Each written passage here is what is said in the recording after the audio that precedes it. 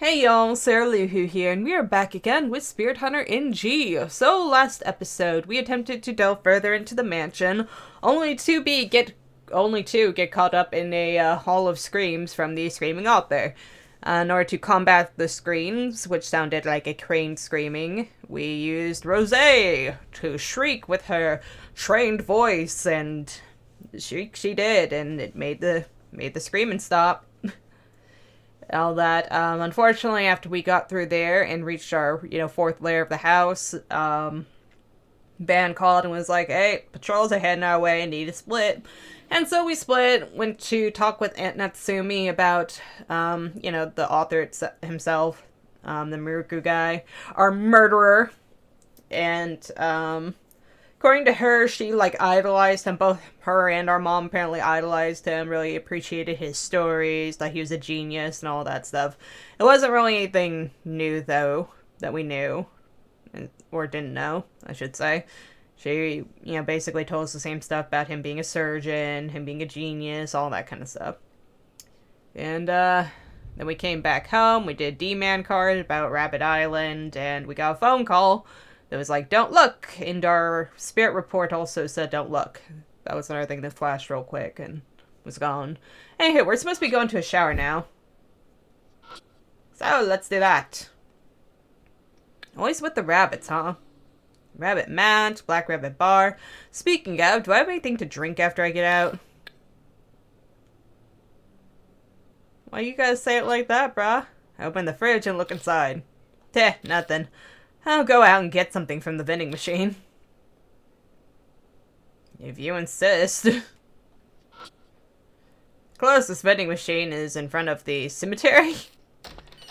Yeah, just your normal casual spot. Where's the cemetery? Just a little ways down the street. What should I get? The hell out of here? The light coming from the machine is kind of creepy. What are you going to get? Why? Green tea, semi-sparkling cola, honey natural water, nata de cocoa latte, iron century water. That sounds ridiculous. I'm sure Amanomi would love it. It boasts a direct impact of taurine on your body. It's supposed to be good for your health, right? Heart health, right? I buy 2 bottles of iron century water. Okay then. Time to head back. Sounds manly. Cool breeze. Spirits are afoot. As I turn to go, a warm, damp breeze blows past me. Okay. Ugh, that breeze was gross. Nothing on caller ID, huh? Hello?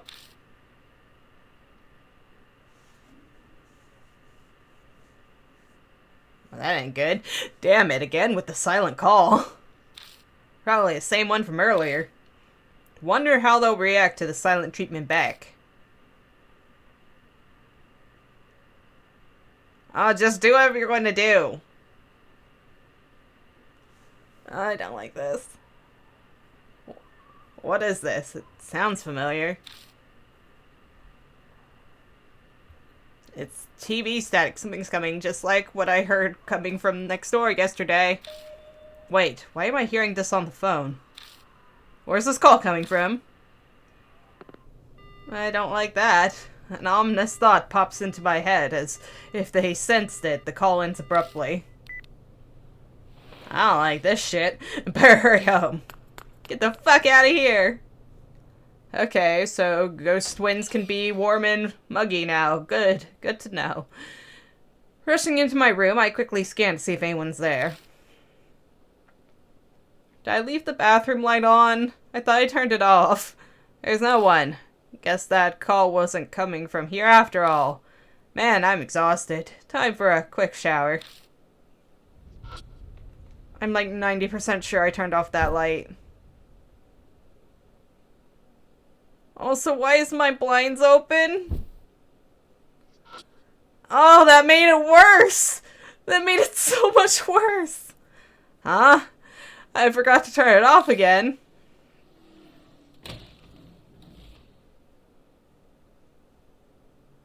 Dude, this is all wrong. Man, I'm exhausted. What the hell? It's the neighbor again. Whoa, what the fuck? Huh? Guess I just imagined it.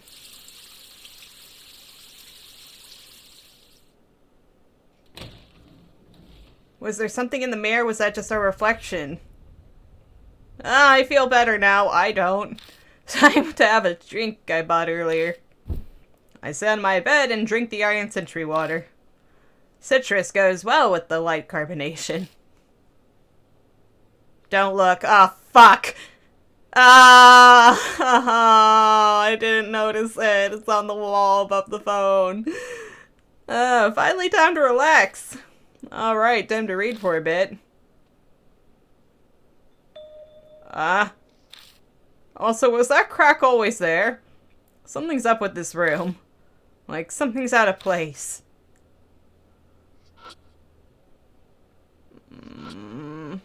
Something's written super tiny on here. What does it say? Don't look! What is this? The writing's creepy enough, but the wallpaper by the words is stained and peeling. Is there something underneath? Should I peel off the wallpaper? Might as well! We just love inviting terrible on us. Ah, shit, it's the silhouette from the window. What's this stain? That don't look... The voice on the phone said the same thing. Please don't look inside. So, was that shadow we saw at the Miruku residence? Hi, phone. I didn't want this either, you know. No caller ID again. I'll just reject the call. Don't think she appreciates that shit. Are there more? There's more now, aren't there? More handprints. Fuck, not again. Calls won't stop, and it's getting on my nerves. I'm pulling out the battery. Turn off my phone, remove the battery. Ha ha ha, that's cute. This one too now? Better disconnect this one too. Ignoring the call, yanked the power cord from the outlet. You think that shit's stopping it, but the phone ringing doesn't stop. But I unplugged it. Abruptly, the ringing stops, but then the receiver starts to make a noise. Don't look. She really don't want us to look. What the? Ugh. Screaming is the same as what we heard at the Miruku residence. The instant splitting headache almost knocks me unconscious. I won't last if I can't get the voice to stop soon. Warning, warning. Alright, what do I do? Turn on some music, escape outside, destroy the phone. Break that shit! Yeah. Get rid of the source. What if I destroy it?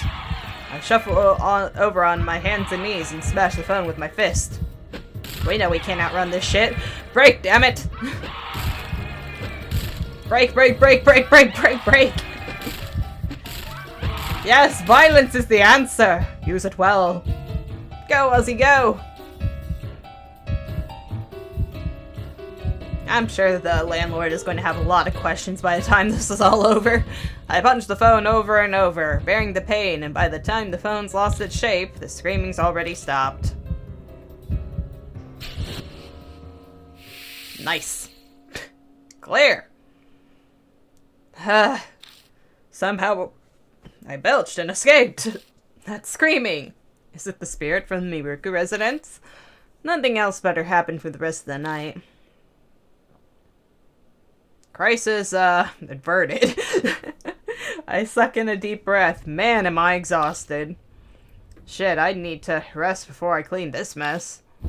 Collapsing onto my bed, I quickly feel my consciousness fading away. You're going to sleep with that window open and the creepy stain on the wall? No, this is fine. I mean, you could just go crash at the Black Rabbit or something like your aunt, but can't keep my eyes open. Dude, how the fuck do you sleep at night? Nah, we Got a save point right before this. It's fine. Like, seriously, what the hell? The sun sets and the meeting time approaches. I mean, like, I remember the last episode that we did. Everything. I don't know. That was, like, a pretty scary-ass episode. And I did have a nightmare. It wasn't a nightmare about anything that should have been scary. I was just having kind of a stress dream about trying to move cars around in a parking space. And stuff, but it was brought on by this. I don't know how he could sleep soundly after dealing with proper ghosts trying to murder the shit out of him. I'm just saying. Anywho, the sun sets and the meeting time approaches. Ben and Rosé seem like the type that don't mind making others wait, but hate being kept waiting. I better head out. No, this feeling. Yep, it's here. Hello, little mouse. Is our right time to play? A whisper comes from somewhere. It's time for a tale. The man found poor little birdie. The man wanted to save the little birdie. The whispering stops. Cold sweat slides down my cheek and drips off the peak of my chin. But my breathing remains composed. My heart rate staying pretty steady too. Is it because I've made up my mind to do this, or am I just getting used to it all now? Even I'm not sure which is true. I leave the apartment and take a deep breath of fresh air. Tonight I'm going to put an end to this. I arrive at Kasuji Station and make my way over to Black Rabbit. The lights are on inside. The weird thing, though, is the mouse say he was trying to save them. Which would go against my whole human sacrifice theory. Is Aunt Natsumi still there? No, Rosé's just broken into the place. Hey, Osbourne, I let myself in. My throat's feeling a little better thanks to the meat I had. I walk in and find Rosé in good spirits. Aunt Natsumi is nowhere to be seen. Stop breaking in and stealing my shit, lady. Or my aunt's shit. All the same. Did you break into the place again? Alcohol is the salve that heals life's wear and tear. You could even say it's a life companion. You'll understand when you become an adult. Hey, so you're both here already. Pour me a glass too, Osbourne. I'll take some of your top-shelf bourbon on the rocks, if you please. Fuck it, whatever. Smiling is important and all, but when you go overboard like that, you seem insincere. Yeah, that's why I haven't done it all the time. Our lives are on the line again tonight. Dodging in a good drink when facing down that situation is to be expected. So come on, don't keep your customer waiting. This is going on your tab. I've helped Aunt Natsumi at the bar before, so I know what to do. I go behind the counter and pull a bottle from the back. Put some ice into a rocks glass and pour the dark amber liquid in. Burnt smell wafts up. Ben impatiently snatches the glass from me and pounds down the liquor. I have terrible adult friends. I really shouldn't have any adult friends with this guy. Ozzy, you're too young for all this. I'll put hair on your chest. So, Osbourne, did you get some info about Miruku? More or less. I filled him in on everything Aunt Natsumi told me about Yakumo Miruku last night. I see. It definitely looks like the cruel hobby of his definitely made its way into his work.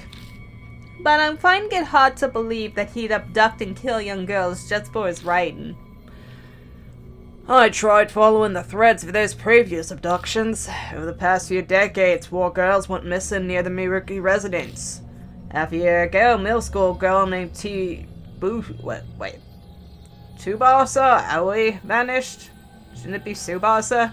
That's like the proper name, right? Is Tsubasa a name?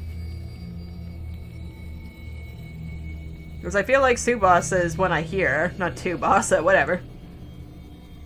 She was on her way back from ballet class. She was a pretty girl who people had expected to become a prima donna in the future. On her way back from ballet class, that means she was our first tape. Yeah, the recording on that tape in the news clip is a news clip about Tsubasa Aoi's abduction. We also found a ballet flyer in the mansion. Could that have been... Yeah, Tsubasa Aoi was slated to perform in the show advertised on that flyer. Think she was the star of the second act. The second act was Black Cane, Ducklight. Yeah, Tsubasa Aoi was going to play the part of the princess who gets turned into a duck. She was apparently really excited for it and put her heart and soul into practicing.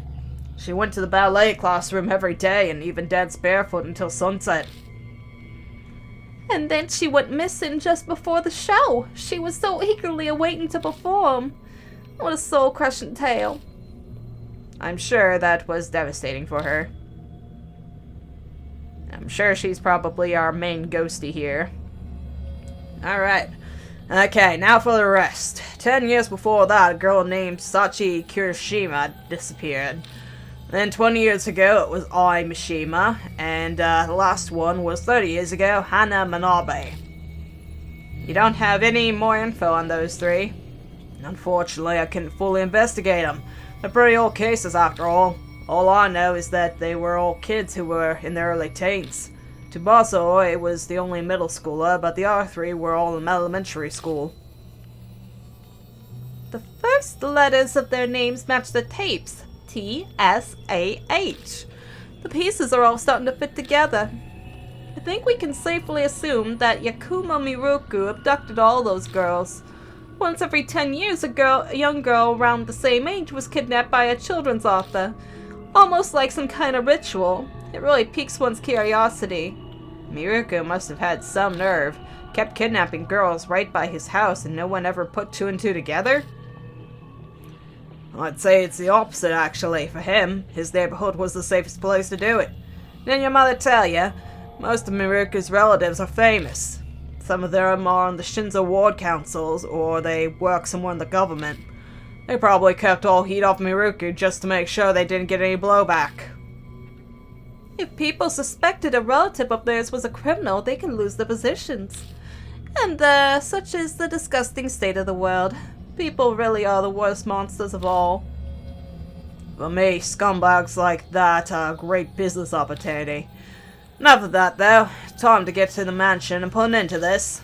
Yeah, I'm expecting you two to earn that free drink you just had. Heh, yeah, I'm planning on it, kid. I leave the Black Rabbit with 2 tipsy adults in tow. Just what you need for fighting off evil spirits in the night. They'll probably sober up by the time we get to the Miruku residence. I walk alone down a path that I'm already far too familiar with. Just before I'm in sight of the Miruku residence, that horrifying presence appears once again. Ah? Oh, come on now. We're already at the middle part? Countless mouths surface and begin crudely laughing. It's almost the finale of the tale. The birdie becomes a crane and repays the man. Tonkari, Tonkari from beyond the door. What? Anybody know what yeah, whatever that word means? However, I don't feel too bent out of shape. I figured it'd come right about now. Hey, you're here. Now, question is, though, what makes her so special? Because I'm assuming it's the Tsubasa girl that's our spirit at this point, because it's clear it isn't actually the author and such, but I mean, he killed the other 3 girls too, but they're not our main one. And so, because they all became the dolls, didn't they? So what happened with her that sets her apart? She was older than the rest of them, too. What is it? You don't look too good. Did something happen on the way here? Well, that damn curse showed up. Time limit you're talking about. Mouths that only you can see appear, right? Sounds crazy to me, but Spiritual phenomena that only the affected person can perceive are quite common. Besides, Osborne has his blood mastery, remember? It's not unusual that he would see quite a few things that others can't. It's supposed to be a death curse, but you don't seem too phased, Osborne. Well, it's the third time it's happened. Think I'm getting used to it. Getting used to it, seriously. You gotta accept your fate at one point or another. You really are an interesting child. I've seen many cursed people, but I've never seen anyone as dauntless as you. Oh, I guess Rosé's not the only one here who is fearless. Can't keep up with you two, jeez. In any case, I don't have much time. This will be settled before the sun rises. Let's see. Guess it is the third day, after all. We're definitely getting closer to the truth. When it all comes down to it, our main issue, Rosé looks up at the window, is the fact that we haven't gotten there. Well, we'll get there no matter what. Come on, let's start. I'm going to take Rosé with me. And stuff like I like Ben and all, but I feel like, you know, having an older male going against this kind of spirit who is victimized by an older male might be a bit of an issue. So, Rosé, come with. No problem. Man, you stay on lookout. Alright, see you later. Rosé, no freelancing in there. Come on, let's get going. It's always something with him. Alright. In we go. We come to the front entrance of the Miruka residence once again.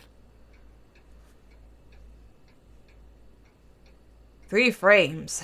That must mean we're supposed to hang the masks here. That seems to be the case, but the issue becomes where we place each of the masks. Too true. They all seem to have a thing. I wonder if anything else has changed. Don't like that shit. I'm just going to dip out here. That looks different in there. Nope, nothing there. Alright, just the entrance hall then. The decorative wooden frame. Examine the charm. This probably represents the mask that needs to be set here. Miruko is a fairy tale novelist, so this is likely to involve fairy tales. The quintessential Under the Bloomin' Cherry Tree story would involve a dead body.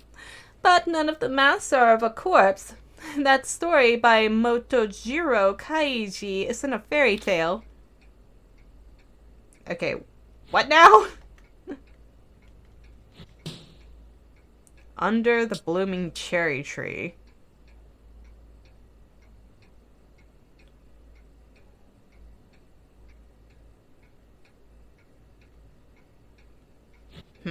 Okay, well that one doesn't make any sense. Let's check that charm. It must indicate the mask that goes here. Miruko is a fairy tale novelist, blah blah blah. Retribution, eh?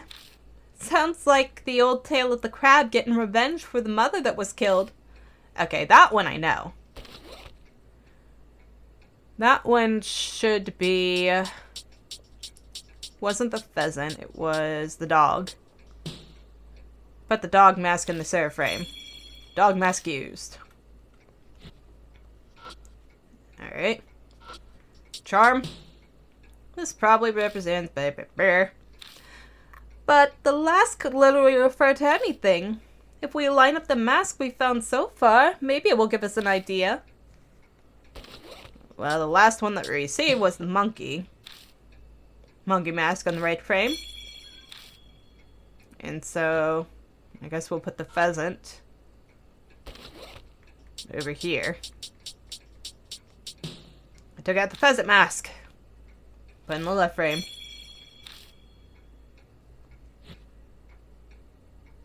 Well, that doesn't seem right.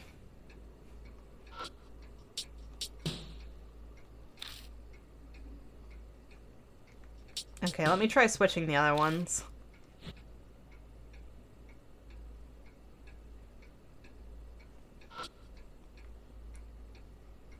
Because I figured that would be that, but clearly that didn't work. But I'm pretty certain about the dog one.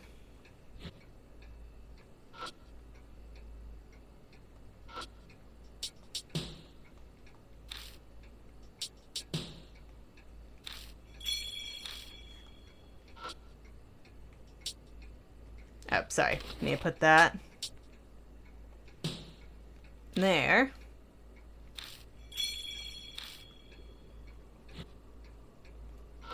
And pheasant here.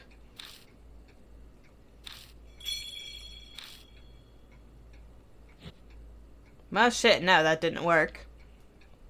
Alright, fine. Let's get Ban's opinion on things. He might know something.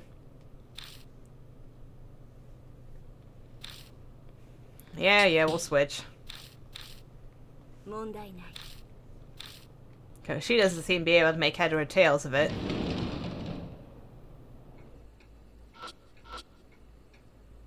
So, charm probably indicates mass, fairy tale, novelist, fairy tales, retribution, huh? Feels like a common theme for fairy tales. Kachi Mountain comes to mind, but there's no rabbit or raccoon mass, so that's not it. Rabbit or raccoon? Must represent the type mass, blah blah blah. Alright, well, when I think about fairy tales that deal with cherry blossoms, I think about Hanasaka Jisan. Yeah, the one where about the old man and the neighbor that kills the treasure-finding dog. In the end, the old man's cherry blossoms get him blessed, but the neighbor ends up in jail. Man, Japanese people in olden times really love cherry blossoms. Okay, well, dog mask, I guess I was wrong about you. Maybe. We'll see. We're going to take this one back.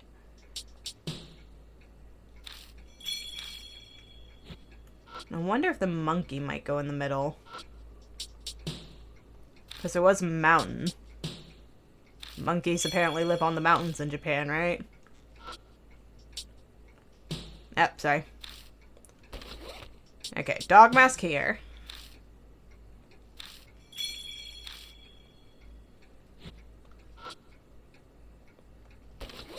And monkey mask here. Then, haha! Ah! The entrance to the secret passageway opens once again. Nice, great job! I was just lucky. Come on, there's gotta be some pretty important stuff up ahead.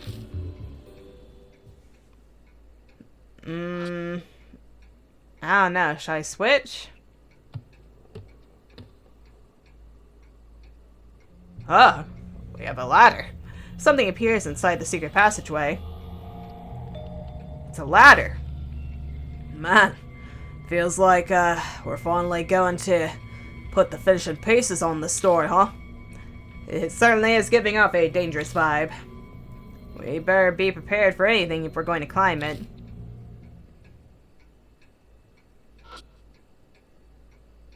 Well then. God, I hope we got everything we need.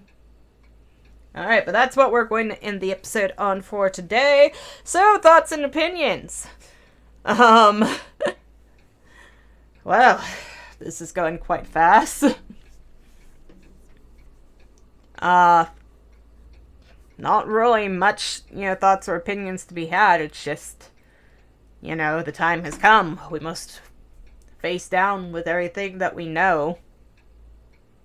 Which honestly, I don't feel like is all that much. And so, because we have to think about the source and what will put them at peace. So, assuming that the main ghost is the Tsubasa girl, we know she likes ballet and everything, which we got the flyer, we got the point shoes, got all sorts of stuff for ballet, I'm sure.